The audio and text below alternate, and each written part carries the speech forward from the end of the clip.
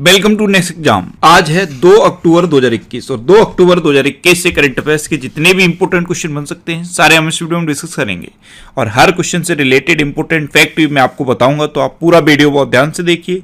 Last में मैं आपसे क्वेश्चन नहीं पूछूंगा, उसका आंसर आपको कमेंट बॉक्स में बताना है।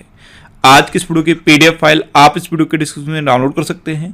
पीडीएफ आप हमारे टेलीग्राम ग्रुप से भी डाउनलोड कर सकते हैं। टेलीग्राम ग्रुप पर आपको सारी पीडीएफ एक साथ मिल जाएंगी और टेलीग्राम ग्रुप का लिंक मैंने इस वीडियो के डिस्क्रिप्शन में दे दिया है, तो आप उस लिंक पर क्लिक करके टेलीग्राम ग्रुप ज्वाइन कर सकते हैं। तो चलिए स्टार्ट करते हैं। पहला क्वेश्चन है, हाल ही में अंतर्राष्ट्रीय कॉफी दिवस कब मनाया गया है? तो अभी 1 अक्टूबर को अंतर्राष्ट्रीय कॉफी दिवस मनाया गया। तो इस क्वेश्चन का सही ऑप्शन सही है। अब ये अंतर्राष्ट्रीय कॉफी दिवस क्यों मनाया जाता है? तो कॉफी के जो बेन्स होते हैं जिनसे कॉफी बनती है, उन बेन्स को किसान अपनी जमीन पर उगाते हैं। तो कॉफी के बेन्स के किसानों की स्थिति में सुधार करने के लिए हर साल अंतर्राष्ट्रीय कॉफी दिवस मनाया जाता है। और इसका एक पर्पज और होता है, कॉफी के बारे में कई सारे मिथ फैले हुए हैं। कई लोग ये मानते हैं कॉफी हेल्थ के लिए बहुत हार्मफुल होती है। इस मिथ को दूर करने के लिए भी अंतर्राष्ट्रीय कॉफी दिवस मनाया जाता है। अच्छा, 1 अक्टूबर को ही international day of older persons भी मनाया जाता है, यानी कि अंतर्राष्ट्रीय वृद्धजन दिवस। इस बार के international day of older persons की थीम क्या है? Digital equity for all ages. क्या है? Digital equity for all ages. अच्छा, 1 अक्टूबर को ही वर्ल्ड वेजिटेरियन डे भी मनाया जाता है। तो ये 3 इंपोर्टेंट डे 1 अक्टूबर को होते हैं, तीनों आप याद रखिए। आज के इस वीडियो का हम टारगेट रखते हैं 40,000 लाइक का। तो अगर ये वीडियो आपको अच्छा लगता है, हेल्पफुल लगता है, तब आप इस वीडियो को लाइक और शेयर जरूर किया करो। और मैं आपको भी बोलता हूँ, डेली मॉर्निंग में उठकर सबसे पहले अपने लिए टारगेट फिक्स करो, चाहे छोटा सा ही टारगेट फिक्स करो, लेकिन डेली मॉर्निंग में उठकर सबसे पहले अपने लिए टारगेट फिक्स करो और फिर अपना पूरा दिन उस टारगेट को अचीव करने में लगा दो। आपकी लाइफ ऑटोमेटिकली अच्छी हो जाएगी।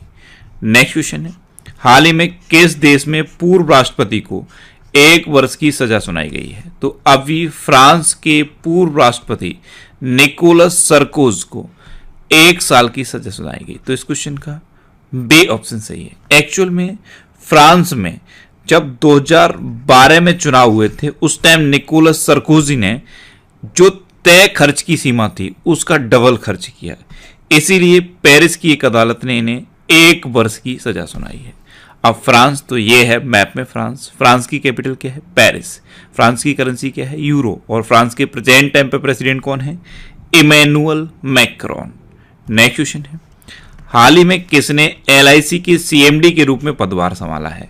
तो अभी बीसी पटनायक ने LIC के CMD के रूप में पदभार संभाला। तो इस क्वेश्चन का बी ऑप्शन सही है। LIC के CMD बन गए हैं बीसी पटनायक। अब LIC, तो इसकी स्थापना कब हुई थी? 1956 में। LIC का हेडक्वार्टर कहां पे है? मुंबई में। और इसके प्रेजेंट टाइम पे चेयरपर्सन कौन है? MR कुमार। कौन है? MR कुमार।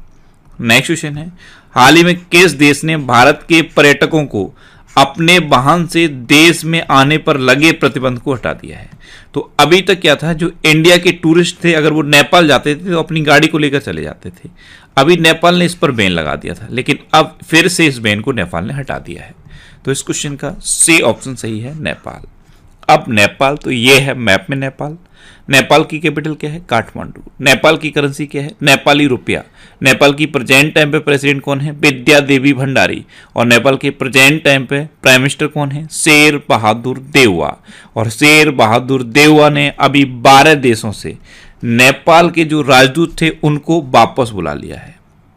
नेक्स्ट क्वेश्चन है, हाल ही में किसने भारत में अपना सबसे बड़ा क्रिएटर एजुकेशन प्रोग्राम शुरू किया है?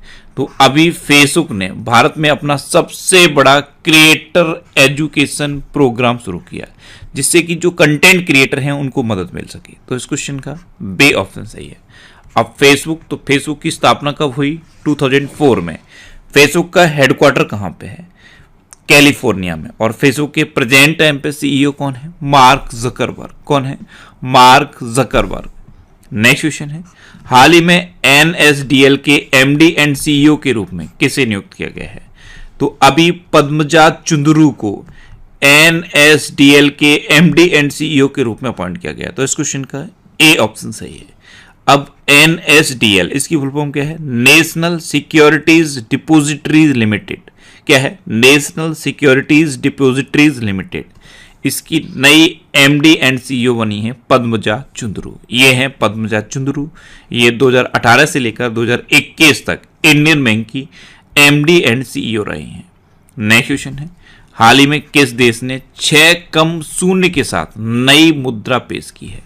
तो अभी वेनेजुएला ने 6 कम शून्य के साथ नई मुद्रा पेश की। तो इस क्वेश्चन का सी ऑप्शन सही है। इसकी मुद्रा दुनिया की सबसे खराब मुद्रास्फीति के वर्षों में लगभग बेकार हो गई थी, इसीलिए अपनी 6 कम शून्य के साथ एक नई मुद्रा पेश कर दी है वेनेजुएला ने।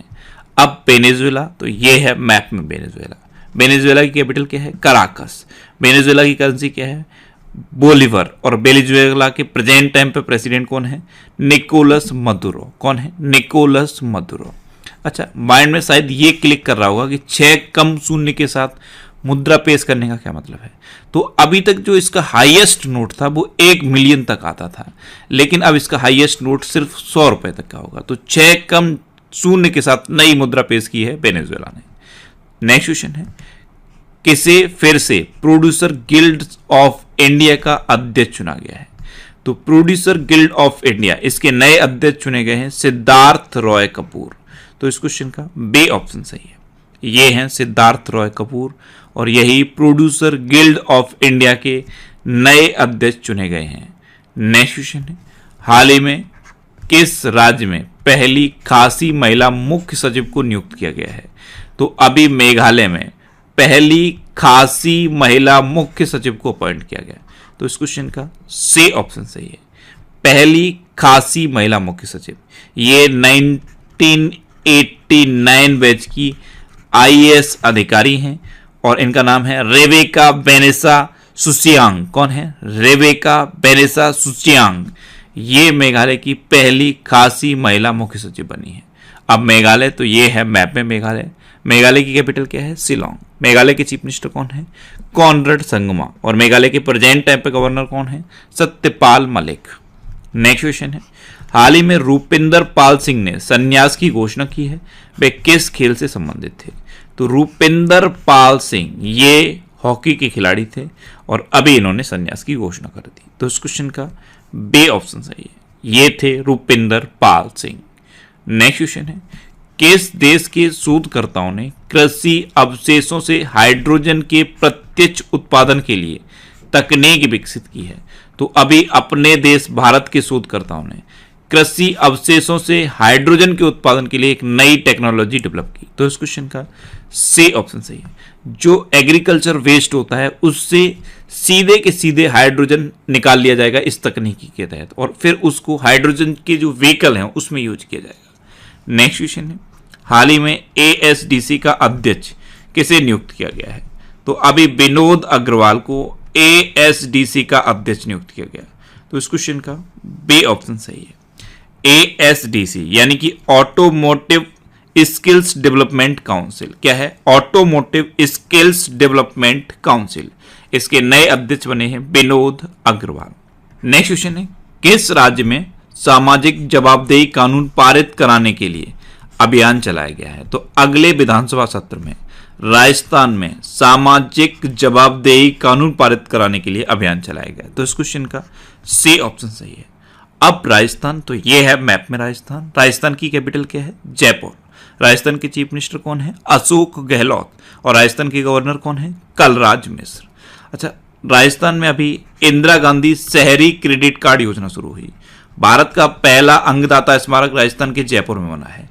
स्टैच्यू ऑफ पीस राजस्थान के पाली में बना है। एक पौधा सुपोषित बेटी के नाम योजना ये राजस्थान में शुरू हुई। और BSF ने ऑपरेशन सर्द हवा शुरू किया है राजस्थान में। अच्छा, राजस्थान में सरिस्का नेशनल पार्क है, रणथंभौर नेशनल पार्क है, केवला देवघाना पक्षी विहार भी है। नेक्स्ट क्वेश्चन है, हाल ही में इंडियन सोसाइटी ऑफ एडवर्टाइजर्स के अध्यक्ष कौन बने हैं? तो अभी Sunil Kataria Indian society of advertisers के अध्यक्ष बने। तो इस क्वेश्चन का बी ऑप्शन सही है। ये हैं सुनील कटारिया और यही इंडियन सोसाइटी ऑफ एडवर्टाइजर्स के नए अध्यक्ष बने हैं।